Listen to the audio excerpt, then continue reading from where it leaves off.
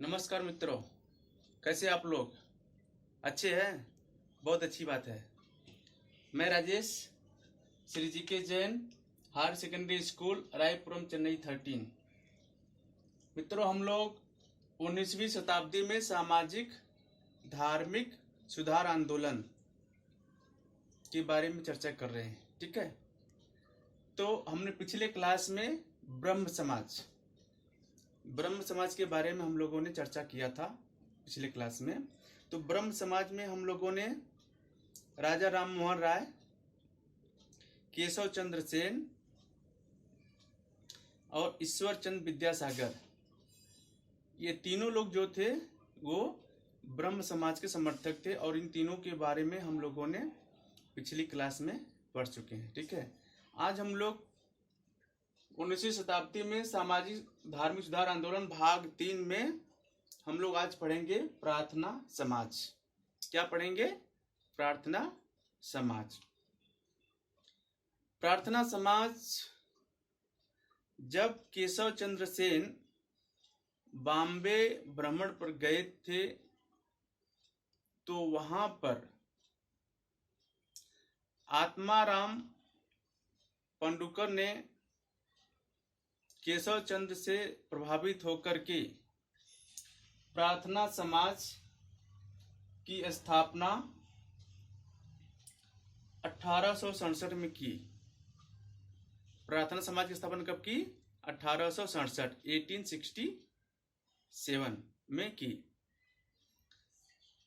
और आत्माराम पांडुरंग का जन्म 1825 ईस्वी में हुआ था और उनकी मृत्यु 1898 ईस्वी में हो गई थी। प्रार्थना समाज में आत्माराम पांडुरंग के साथ आरसी भंडारकर और न्यायमूर्ति महादेव गोविंद रानडे, ये दो उनके प्रबल समर्थक थे।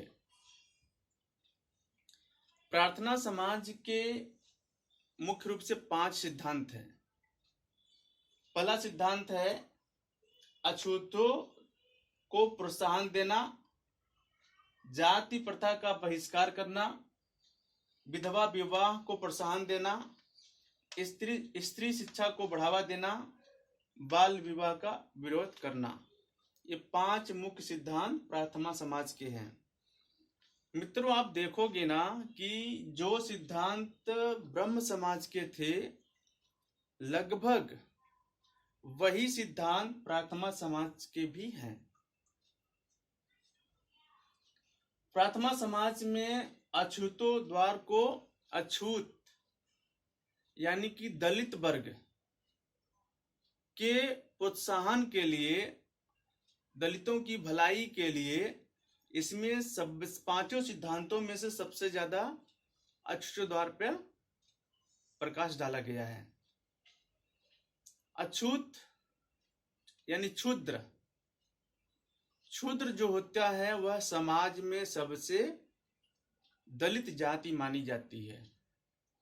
इन दलित जाति के लोगों को मंदिरों में या किसी गांव में प्रवेश करने से वर्जित किया जाता था उनको। तो इस बुराई को दूर करने के लिए आत्माराम पांडुरंग और आरसी भंडारकर और न्यायमूर्ति महादेव गोविंद रानडे ने अथक प्रयास किया और उनके प्रयासों के कारण जो है अछूतों द्वार की जो समस्या थी वह धीरे धीरे समाप्त हुआ। ठीक है, दूसरा है विधवा विवाह को प्रोत्साहन देना। मित्रों, आप देखेंगे कि प्रार्थना समाज में क्या किया गया था। 1860 में एक कानून बना। उस कानून के अंतर्गत जो भी लड़कियां 10 साल की होती थी उनकी शादी कर दी जाती थी। इसके बाद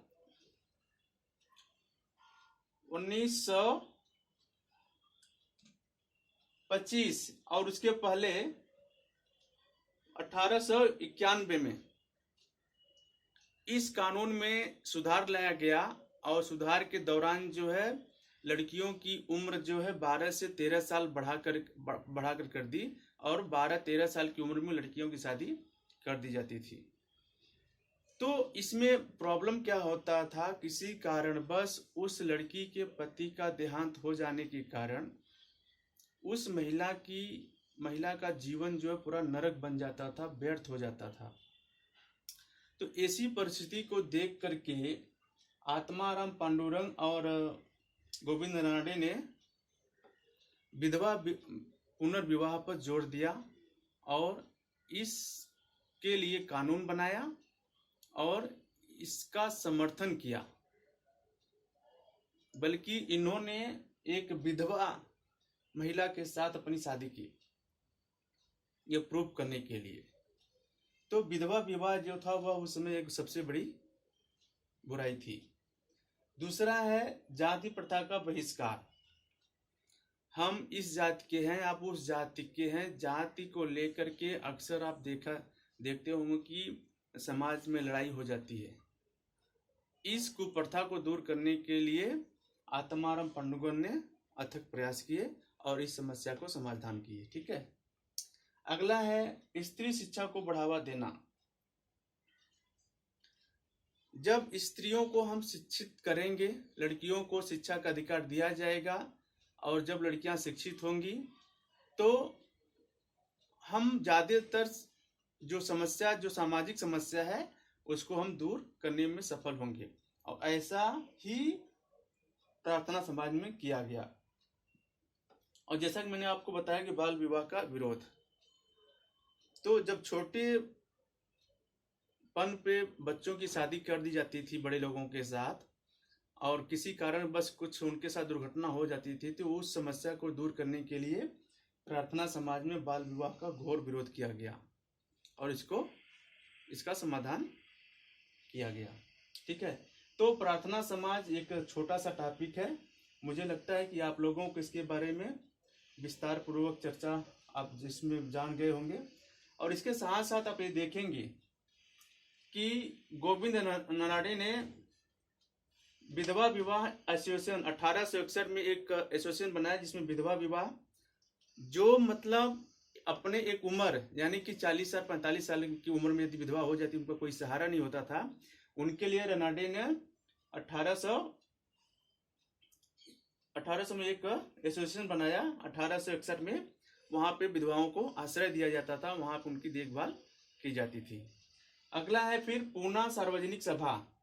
1870 में पूना सार्वजनिक सभा की स्थापना की जहां पर अनाथ लोगों की देखभाल किया जाता था। इसके साथ साथ ही देकन शिक्षा समाज 1884 में देकन शिक्षा की स्थापना की। इस शिक्षा के माध्यम से महिलाओं को और अछूत वर्ग के लोगों को शिक्षित किया जाता था। तो इसमें आत्माराम पांडुरंग का एक बहुत बड़ा योगदान रहा प्रार्थना समाज में। ठीक है, तो ये 5 सिद्धांत थे जिसके बारे में हम लोगों ने भी पढ़ लिया है और मुझे लगता है कि आपको समझ में भी आ गया होगा। इस क्लास में बस इतना ही। धन्यवाद।